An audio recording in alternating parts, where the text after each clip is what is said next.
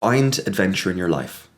It's really important. I cannot overstate how important this is, but it is especially important now because we are coming up to Christmas, coming up to the festivities, but afterwards we will be met with nothing. There is nothing growing, there is nothing dying, we are just in limbo until spring, and there is no mystery that is the time when we do our New Year's resolution, our challenges, our bucket lists. That is the time where we take on these kind of small little adventures to fill up our time, because we always hunger for an adventure, whether we recognize it or not. But let's recognize it. Let's dig into it. Let's find out exactly what an adventure is, because we don't get taught in school. And like, we watch movies, we read stories, we do all of this, and we're just innately meant to know. It's meant to tap into our intuition. Grand, but we're getting a dramatized version of it. There's one big difference, but let's just start off first. How to find an adventure. Step 1, find a paradox. Find two opposing worldviews that don't quite go together. I always use, my favorite example of this is authenticity and humility. I want to listen to myself, the inner self, the true voice, all of that, which in and of itself is a paradox, is a mystery. I've gone through it before, won't do it again. I will, but not in this one. But listening to the inner self, authenticity. I also want to be humble, which means listening to the outside world and recognizing that I don't know everything. Those two don't perfectly go together. So, paradox. Step number 2, wanting to seek more in it. Having a hunger, having a drive for more. I'm going to talk about that in a little bit as well, because where that hunger comes from makes a difference and can be a mystery in and of itself. Step number 3 is to develop the wisdom to navigate that paradox. Develop the wisdom to navigate the obstacles that come up as you navigate two opposing worldviews. And 4, loving your future self as a sage. So this brings me back to the book, The Divine Double, but basically have a version of yourself in the future, someone to talk to, someone that you love, like you love your grandparents, like you love your parents, like you love someone older. That person, that version of you, you need to relate to it. You need to say, hey, you're a wise person. I want to be you. I aspire to be wise like you. It's not a given. It's not for granted that I will be wise. So I want to talk to you. Hey, what did you do to develop it? And then you get maybe a little bit of an adventure there. But you just need a healthy relationship, because that's where you'll get your forgiveness, and it's also where you'll get your judge in a much more nuanced, and it'll foster more wisdom than simply going to some universal judge or going to any sort of kind of big myth, kind of collective religion or sense-making thing. Having your own personal relationship with your future self is what the Divine Double calls a soul, and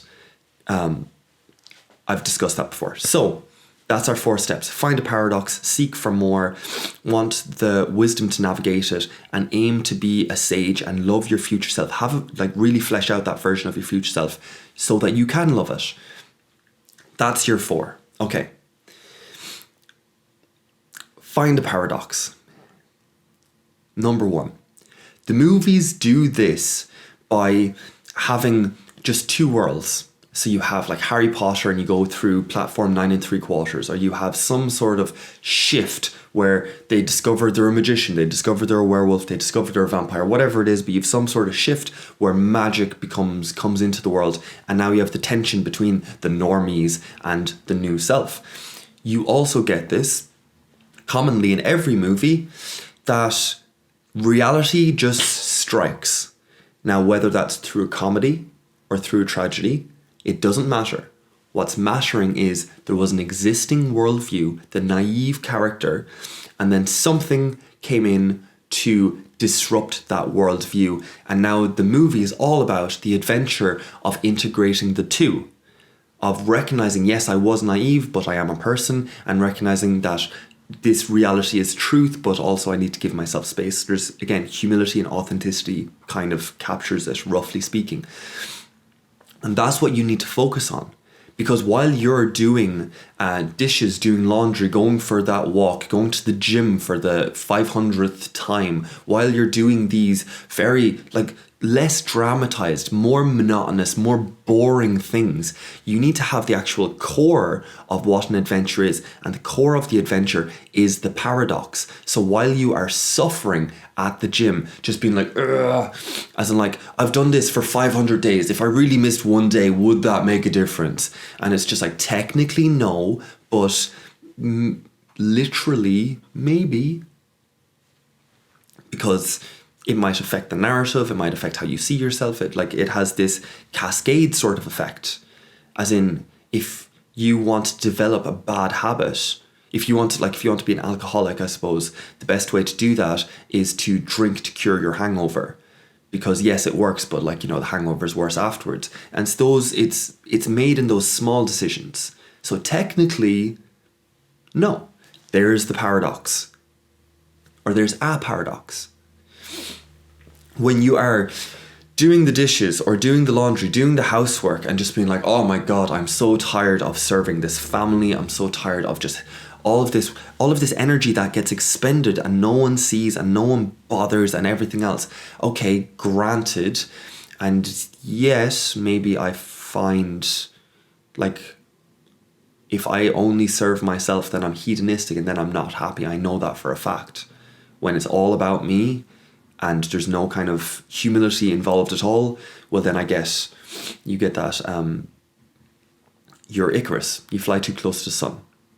That sacred self becomes a bit too sacred, and the sacred canopy, the stars, you need them. You want them. You want a guiding star in the future. It's that's my understanding. So maybe I could pull those two a little bit closer together, because that's really far apart. But when doing it, when helping others, when expending all of this energy, recognizing that yes, it's tiring and I'm overdoing it, but also if I didn't do it at all, I wouldn't be quite too happy. And it's about finding the wisdom to navigate it. And it's like, oh, okay. And also, maybe what I do in my free time affects how much energy I bring to this more social space for all us introverts. That's definitely true. But I digress. Find a paradox. That's what it comes down to. Find a paradox. So authenticity, humility, you have acceptance and assertion, whether you posit energy, whether you're offering the energy or whether you're accepting the energy that's there. Two opposing worldviews, and yet you need both and you want both. You want to be an accepting person and you want to be an assertive person. Everyone does. There's two paradoxes. Here, I'll give you one more just to get the ball rolling, which is love an attachment, or is it letting the person grow? And if so, do I claim the flower that blooms afterwards? If I love them, is that my flower as well? And if not, then do I give them any advice at all? And what's my role there if I'm not giving any advice and I'm just letting it bloom? As in, is that just not a absentee parent? So there's tension there. There should be tension there, that there's a claim but also a letting. And who doesn't want to love properly? So there's another one. Never said this was going to be easy. I said it was going to be an adventure. So wanting the wisdom to navigate that, because otherwise we get smacked with reality more often than we need to. But we need to always be aware of the paradoxes in reality, because they're the things that we're navigating.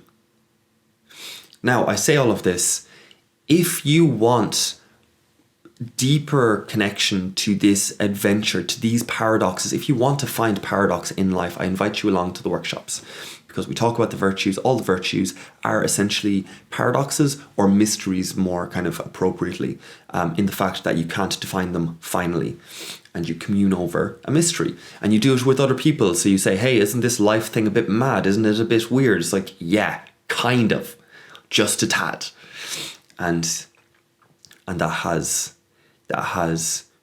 been a massive comfort for me to share that moment with other people that I can't know and don't know, and yet must try anyway. Just doing that in a collective space is nice. It's very human. It's very in touch. So, with all of that said, I hope you've had a great week. I hope you're looking forward to the week to come. Find adventure. Adventures, all of it. Like, all of these small adventures lead up to the big adventure. I did also promise to explore why we hunger. Why should we hunger to know more about this paradox? Why should we seek to navigate it a bit more wisely? Just why? And there's a few theories. Now you're getting into like big meta narrative. Now you're getting into like religion, into spirituality. You're getting into philosophy for sure. So are you following the good as reality unfolds itself? That is the good source or God or whatever kind of unity, singular kind of person or force or something. Are you communing with it? Is that you relating to it by uncovering these mysteries that you're coming closer to? You're that Sistine Chapel trying to touch fingers. Perhaps. Are you following the three transcendentals? The good, the true, and the beautiful. These are things that are beautiful to you. I've talked about them in previous videos. There's going to be loads written on that, copious amounts. So if that speaks to you, then there you go. Is it love? Just that's a very Christian idea, but is it just this eternal love that flows out? Or is it Nietzsche's will to power, where I want to learn how to navigate so that I can become more powerful, more capable, and therefore more successful or more dominant? Or see, if you read Nietzsche, that's not exactly the right interpretation, but will to power, as in wanting to be more powerful, hopefully in a virtuous way, might be your driving force. Now, if a few of those, or if all of those call to you, well then that's a paradox in and of itself. And great, you got another adventure. And that's a big one. That's the adventure of a lifetime there, figuring out that type of question. So, what is it to be human? Can we share the experience of being human? Can we laugh at the fact that we know and yet we don't know, and we don't know and yet we try to know, and we just muddle along, led by fantasy, met with reality? This is the phrase. What story are you telling yourself? What adventure are you on as you navigate reality? Always remembering that you do not claim reality, that reality will still strike you and you will have to adapt and you will have to recorrect, because your story will never be perfect. You are co-writing it with the good, the transcendentals, the will to power, who knows.